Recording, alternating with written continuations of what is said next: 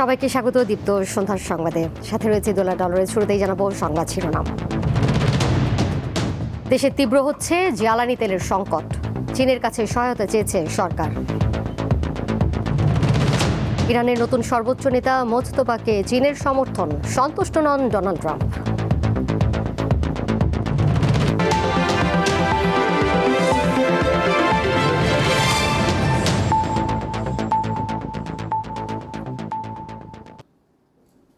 মধ্যপ্রাচ্যে গোলা বারুদের যুদ্ধ আর বাংলাদেশে জ্বালানি তেল কেনার লড়াই।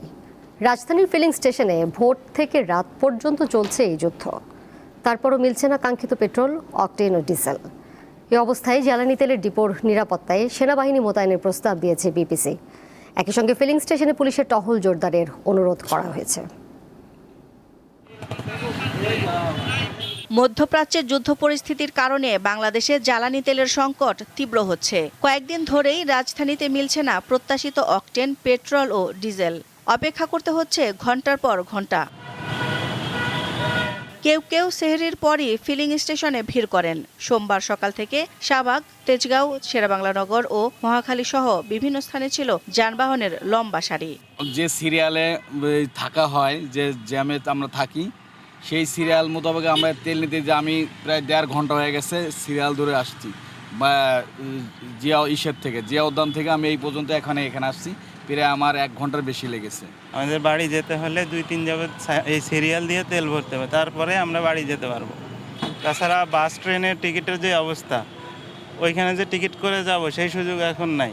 নিজ নিজ এলাকায় জ্বালানি না পেয়ে অনেকে ছুটছেন অন্যত্র। কেউ তেল পাচ্ছেন, কেউ ব্যর্থ হচ্ছেন। লাইনের শেষে দাঁড়িয়ে প্রায় 2 ঘন্টা ওখানে দাঁড়িয়েছিলাম। লাস্ট ইন্ডে আমরা নিউজ পেলাম যে টোটালি এখন আর তেল দিবে না। তো এইগুলো হচ্ছে কৃত্রিম সংকট তৈরি করা হচ্ছে। আমি আসছি হচ্ছে গণভবন থেকে, 1 ঘন্টা হয়েছে আসছি। তো তেলের এখন থেকে ভালোই, কালকে থেকে আজকে মোটামুটি ভালোই পাচ্ছি, সার্ভিসটা ভালো দিচ্ছে। বাংলাদেশ পেট্রোলিয়াম কর্পোরেশন বিপিসির নির্দেশ অনুযায়ী রেশনিং পদ্ধতিতে চলছে তেল বিক্রি। অনেক গ্রাহক এতে অসন্তুষ্ট। আসলে আশঙ্কা আমি সেভাবে অনুভব করি না, কারণ আমরা যদি একটু পরিকল্পিতভাবে যেভাবে সরকার বলছেন ওইভাবে যদি নিজেরা মেনটেন করতাম তাহলে কিন্তু শঙ্কার জায়গাটা কম ছিল। কিন্তু যেভাবে আমরা প্রিজার্ভ করার মানসিকতায় চলে গেছি, এতে আসলে শঙ্কাটা তৈরি হয়ে যাচ্ছে। এদিকে জ্বালানি তেলের সংকট কাটিয়ে উঠতে বাংলাদেশ সরকার চীনের সহযোগিতা চেয়েছেন। সচিবালয়ে অর্থমন্ত্রী আমির খসরু মাহমুদ চৌধুরীর সঙ্গে বৈঠক শেষে একথা জানান চীনের রাষ্ট্রদূত।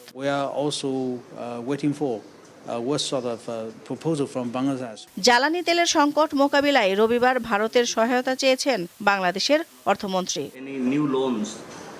দিলশা দানি, দীপ্ত সংবাদ, ঢাকা। ঢাকার মতো একই চিত্র দেশের বিভিন্ন জেলার। রেশনিং পদ্ধতিতে চলছে জ্বালানি বিক্রি। অনেক স্থানে সাময়িকভাবে বন্ধ রাখা হয়েছে ফিলিং স্টেশন। এতে চরম দুর্ভোগে পড়েছেন যানবাহন ব্যবহারকারীরা। নগর ফিলিং স্টেশনগুলোতে দেখা যায় মোটরসাইকেলের দীর্ঘ সারি।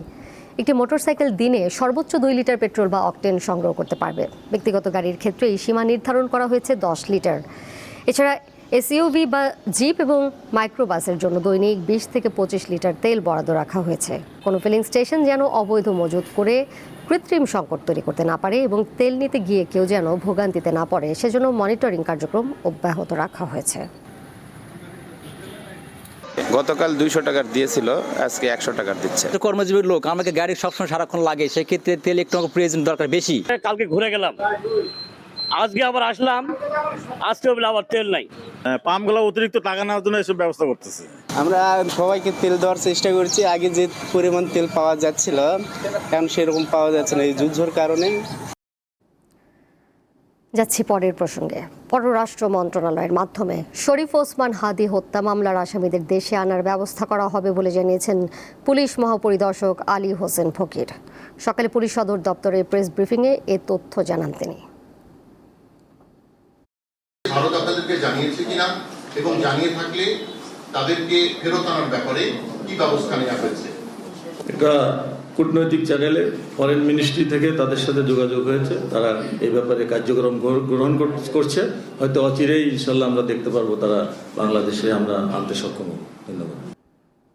মুন্সিগঞ্জের শ্রীনগরে আধিপত্য বিস্তারকে কেন্দ্র করে দুই পক্ষের মধ্যে সংঘর্ষে গুলিবিদ্ধ সহ অন্তত 15 জন আহত হয়েছেন। এই ঘটনায় 3 জনকে গ্রেপ্তার করেছে পুলিশ। গত রাত 10টার দিকে উপজেলার বাঘরা ইউনিয়নের রুদ্রপাড়া এলাকায় এই ঘটনা ঘটে।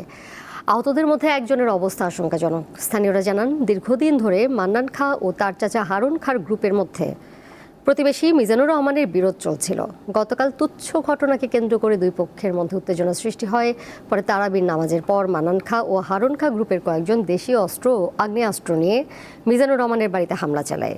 এ সময় এলোপাতাড়ি গুলিবর্ষণে নারীসহ অন্তত 15 জন আহত হন। ঘটনার পর পুলিশ অভিযান চালিয়ে লাইসেন্সকৃত আগ্নেয়াস্ত্র সহ হারুন খাঁ, আব্দুল মান্নান খাঁ ও মহসিন মিয়াকে আটক করে। বর্তমানে এলাকায় অতিরিক্ত পুলিশ মোতায়েন রয়েছে।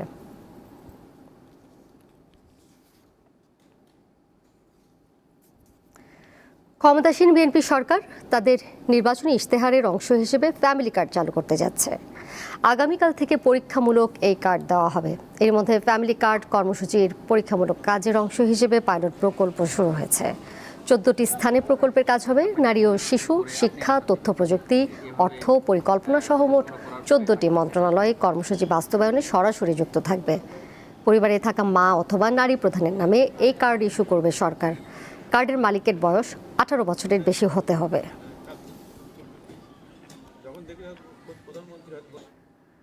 সংযম ও ত্যাগের মাস রমজানে এবারও সাধারণ মানুষের প্রধান দুশ্চিন্তা নিত্য পণ্যের বাজার। সরকারি হিসেবে চিনি, ছোলা ও ভোজ্য তেলের সরবরাহ পর্যাপ্ত এবং দাম কিছুটা কম, কিন্তু খুচরা বাজারের বাস্তবতা বলছে ভিন্ন কথা। পাইকারির সাথে খুচরা দরের বিস্তর ব্যবধান। বেগুন, শসা ও লেবুর আকাশচুম্বী দাম সাধারণ ভোক্তাদের কপালে চিন্তার ভাঁজ ফেলেছে। প্রতি বছরের মতো এবারও রমজান ঘিরে অস্থিতিশীলতার শঙ্কা থাকলেও চিত্র কিছুটা ভিন্ন। পর্যাপ্ত সরবরাহ আর সরকারের কড়া নজরদারিতে বাজারে চলছে এক ধরনের সতর্ক স্থিতিশীলতা। পাইকারি বাজারে পণ্যের কমতি নেই। আড়তদাররা বলছেন সরবরাহ স্বাভাবিক, কিন্তু সেই স্বস্তি খুচরা বাজারে মিলছে না। পাইকারি ও খুচরায় প্রতি কেজি পণ্যে ব্যবধান দাঁড়াচ্ছে 10 থেকে 30 টাকা পর্যন্ত। পেঁয়াজের রেট আজকের বাজার 28 থেকে 30 টাকা পাইকারি রেট সর্বোচ্চ। আলুর বাজার হলো বর্তমানে লাল সাদা আছে 11 টাকা। রসুনের কেজি হলো 210 টাকা, পেঁয়াজের কেজি 40 টাকা, আদার কেজি হলো আছে আপনার 120 থেকে 30 টাকা। গায়ে দামে তেল বিক্রি হতেছে 5 লিটার 955, 2 লিটার 390, 1 লিটার 195। সরবরাহ অ্যাভেলেবেল না। গত রমজানের তুলনায় এবছর বেশ কিছু পণ্যের দাম নিম্নমুখী। বিশেষ করে চিনি, ছোলা এবং ভোজ্য তেলের দাম গত বছরের তুলনায় কিছুটা নিয়ন্ত্রণে। ব্যতিক্রম শুধু মাংস আর দেশি ফলের বাজার। তবে ইফতারির কিছু অপরিহার্য পণ্যের দাম বরাবরের মতোই বেয়াড়া। 80 থেকে 100 টাকার নিচে মিলছে না ভালো মানের বেগুন। আর এক হালি লেবুর দাম ক্ষেত্র বিশেষে 100 টাকা ছাড়িয়ে যাচ্ছে। খেজুরের বাজারেও কিছুটা অস্থিরতা লক্ষ্য করা গেছে। শুল্ক কমানোর সুফল খুচরা বাজারে খুব একটা পৌঁছায়নি। লেবু, শসা এগুলোর দাম খুব ঊর্ধ্বমুখী। বেগুনেরও দাম কমছে, 160 দিন আছে 100, 120। তারপর শসা ছিল 100, 120, এখন চলে এসে 60, 70, 80। বিশ্লেষকেরা বলছেন, যে কোনো পণ্য হাত বদলে দফায় দফায় দাম বৃদ্ধি রুখতে প্রয়োজন একটি স্বচ্ছ ও শক্তিশালী সরবরাহ চেইন। এক রাতেই কিন্তু হাত বদলে এই অতিরিক্ত যে 70% টাকা কিন্তু চলে যাচ্ছে মধ্যস্বত্বদের কাছে। এখন এই মধ্যস্বত্বগুলো ভাঙতে গেলে যেটা দরকার, কৃষকরা যদি সমবায়ের মাধ্যমে এবং ভোক্তারা যদি সংগঠিত থাকতো এবং সাপ্লাই চেনে এই হাত বদলের এই বিষয়গুলো যদি আমরা মিনিমাইজ করতে পারতাম এবং এটা যদি আমরা টোটালি ট্রান্সপারেন্ট এবং ডিজিটালাইজ করতে পারতাম। নিত্যপণ্যের দাম বৃদ্ধি ঠেকাতে জনগণের সচেতনতাও জরুরি বলে মনে করেন বিশ্লেষকেরা। পণ্য সরবরাহ পর্যাপ্ত থাকলেও হাত বদলে দফায় দফায় বাড়ছে দাম। মূলত মধ্যস্বত্বভোগীদের অতি মুনাফা আর খুচরা বাজারের বিশৃঙ্খলা এখন সাধারণ ক্রেতার প্রধান ভোগান্তি। তাই শুধু সাময়িক অভিযান নয়, বাজার স্থিতিশীল রাখতে প্রয়োজন একটি স্বচ্ছ এবং শক্তিশালী সরবরাহ চেইন। আর রমজানের এই কৃত্রিম দর বৃদ্ধি রুখে দেওয়া এখন সরকারের জন্য সবচেয়ে বড় চ্যালেঞ্জ। হেদায়েতুল্লাহ সীমান্ত, দীপ্ত সংবাদ, ঢাকা। এবারে আরএফএল ওয়ার্ড্রোব ঈদ বাজার।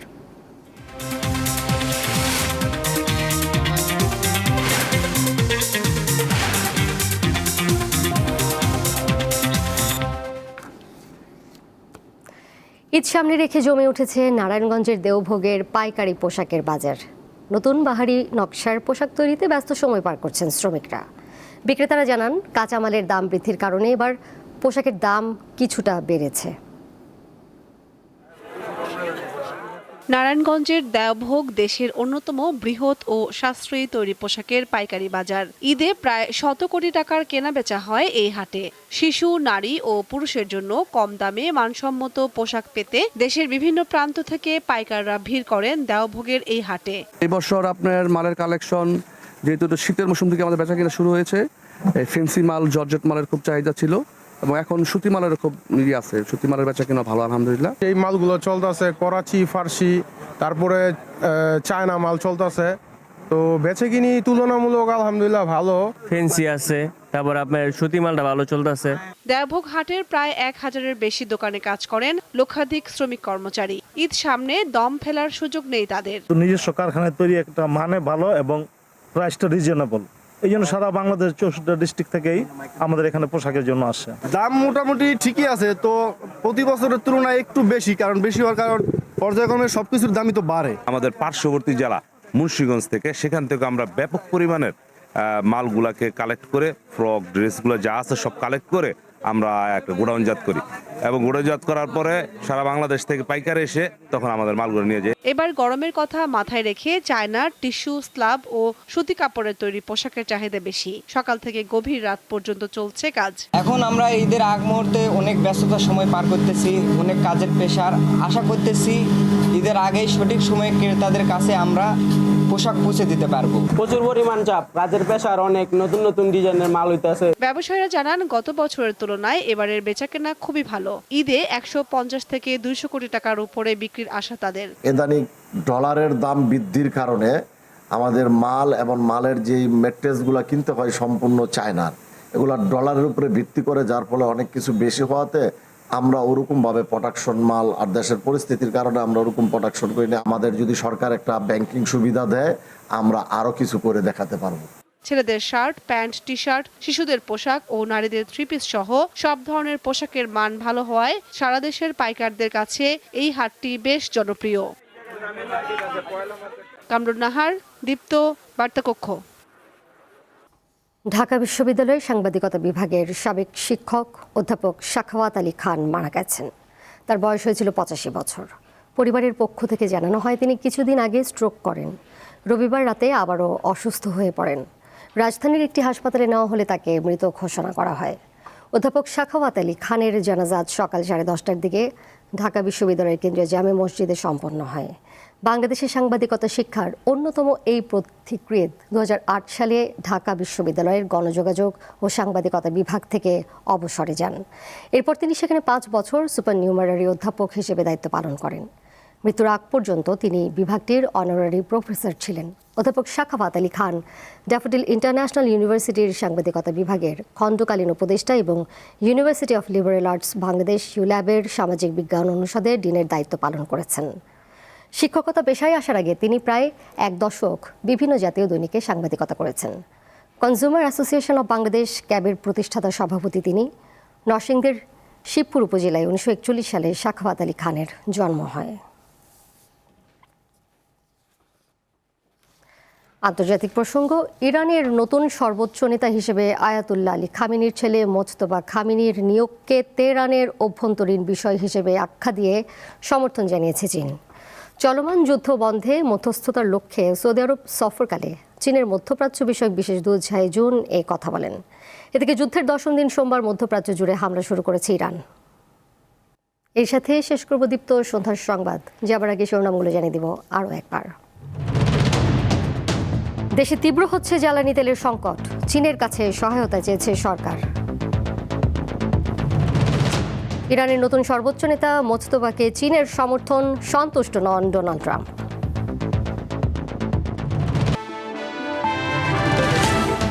এই ছিল এখনকার মতো। পরের সংবাদ দেখবেন রাত 11টায়।